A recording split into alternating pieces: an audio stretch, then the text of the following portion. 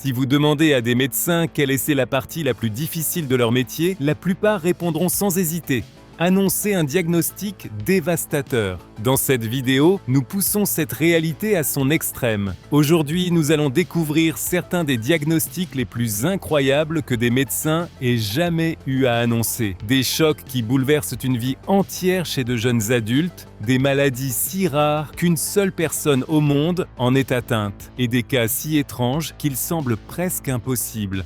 Commençons par Jet Wilson, ou plus précisément par le diagnostic que ses parents ont reçu alors qu'il n'était encore qu'un nourrisson. Bébé, Jet a contracté une infection qui a provoqué un ralentissement sévère de la croissance de sa jambe gauche par rapport à la droite. La cause, on l'a découvert plus tard, était une grave erreur médicale, sur laquelle nous reviendrons. Lorsqu'il était enfant, cette différence de croissance n'avait pas encore de conséquences dramatiques, mais avec le temps, l'écart est devenu considérable. Aujourd'hui, la jambe gauche de Jet est beaucoup plus courte que la droite, ce qui lui donne en quelque sorte deux tailles différentes. Debout sur sa jambe droite, il mesure environ 1,68 m. Sur sa jambe gauche, il ne mesure qu'environ 1,45 m. Les médecins pensaient autrefois que Jet ne pourrait plus marcher à l'adolescence. Aujourd'hui, il a 32 ans et il marche toujours. Cela est en partie possible grâce à des chaussures orthopédiques fabriquées sur mesure. Au fil des années, il a constitué une collection de chaussures spécialisées d'une valeur de plus de 100 000 $. Comment peut-il se permettre un tel coût?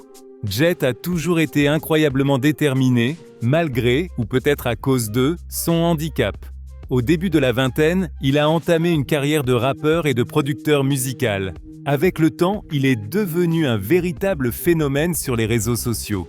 Aujourd'hui, il gagne des centaines de milliers de dollars par an et a fondé une famille. Lui et sa compagne Angel ont un fils de 6 ans et ils partagent régulièrement leur quotidien en ligne.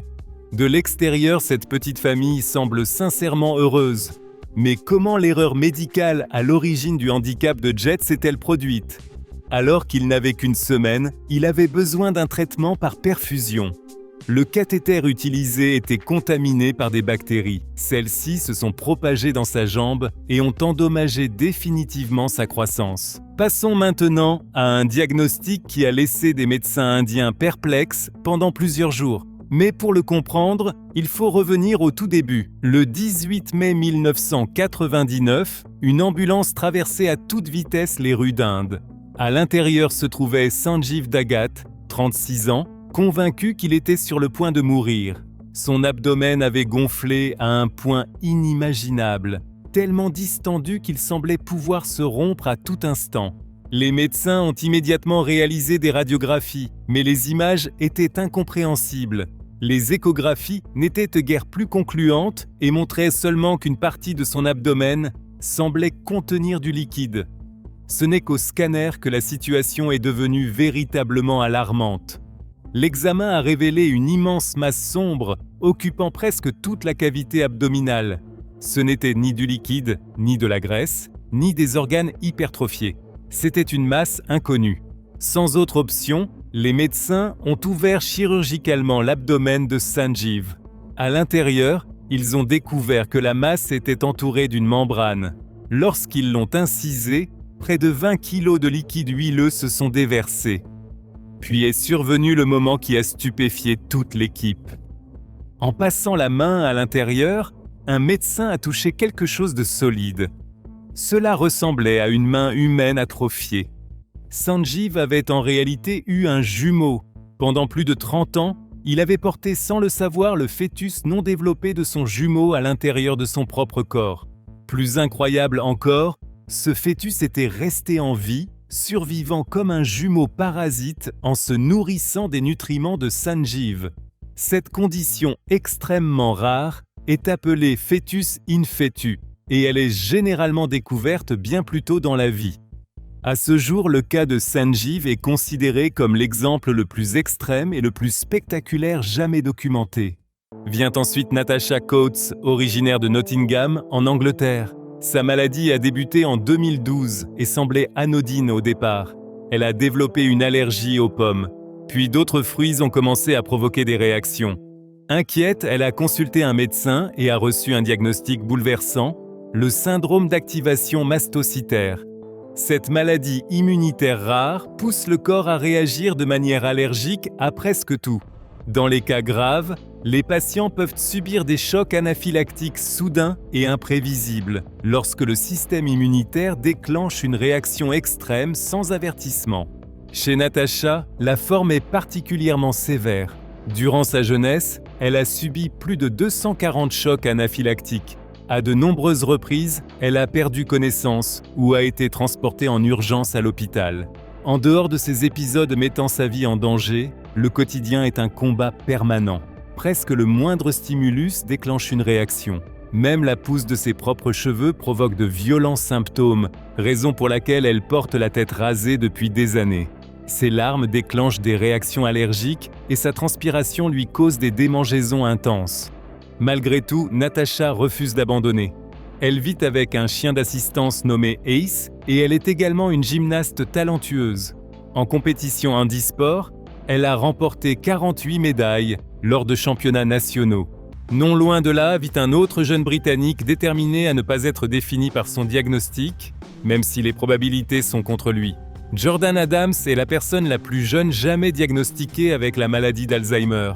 À seulement 23 ans, les médecins lui ont annoncé qu'il souffrait d'une forme précoce d'Alzheimer ainsi que de la maladie de Parkinson. La cause est une mutation génétique présente chez sa mère, sa tante et sa grand-mère. Jordan a hérité du même gène. Il sait donc déjà qu'à 40 ans, sa mémoire sera gravement altérée et qu'il a peu de chances de vivre au-delà de 50 ans. Il existe toutefois une maigre consolation.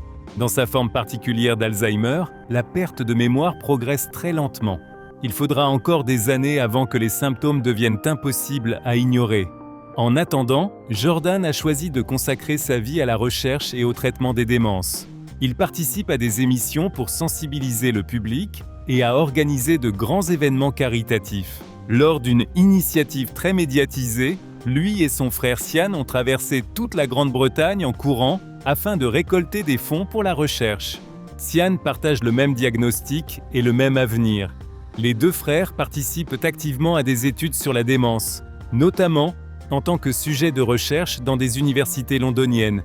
Il n'est pas impossible que leurs contributions permettent un jour des avancées majeures dans la lutte contre Alzheimer et d'autres formes de démence. Vient ensuite peut-être l'histoire la plus bouleversante de cette liste. Il s'appelle John Hodgson et vient de New York.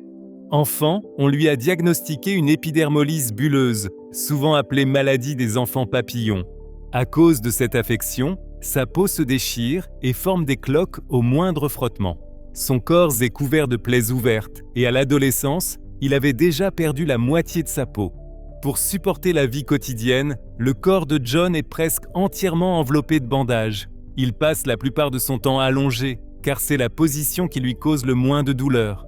Et pourtant, malgré des souffrances inimaginables, John dégage une force exceptionnelle. Lors d'interviews, il explique que des gens lui disent souvent que sa vie les inspire. Sa réponse est simple: si sa douleur peut aider les autres à trouver de la force, alors il l'accepte. Sa mère est tout aussi remarquable, prenant soin de lui chaque jour avec un dévouement sans faille. Il existe aussi un petit signe d'espoir. L'an dernier, le premier médicament contre l'épidermolyse bulleuse a été approuvé aux États-Unis, un signe que la recherche sur cette maladie dévastatrice commence enfin à progresser. Le cas suivant est difficile à croire et a touché des centaines de jeunes femmes en Inde. Il est connu sous le nom de syndrome de la grossesse de chiot et illustre à quel point le manque d'éducation peut être dangereux. Dans des villages ruraux, certaines jeunes femmes se sont convaincues qu'après avoir été mordues par un chien, elles étaient enceintes de chiots. Elles croyaient sincèrement que des animaux grandissaient dans leur abdomen. Bien que cela soit médicalement impossible, cette croyance est apparue si fréquemment que les médecins ont fini par la classer comme une condition psychologique distincte. Encore aujourd'hui, certaines femmes restent persuadées de cette fausse grossesse. Des guérisseurs locaux exploitent alors leur peur en leur vendant des herbes censées provoquer un avortement. Quel diagnostic de cette vidéo vous a le plus choqué? Dites-le nous en commentaire. Merci d'avoir regardé et à la prochaine.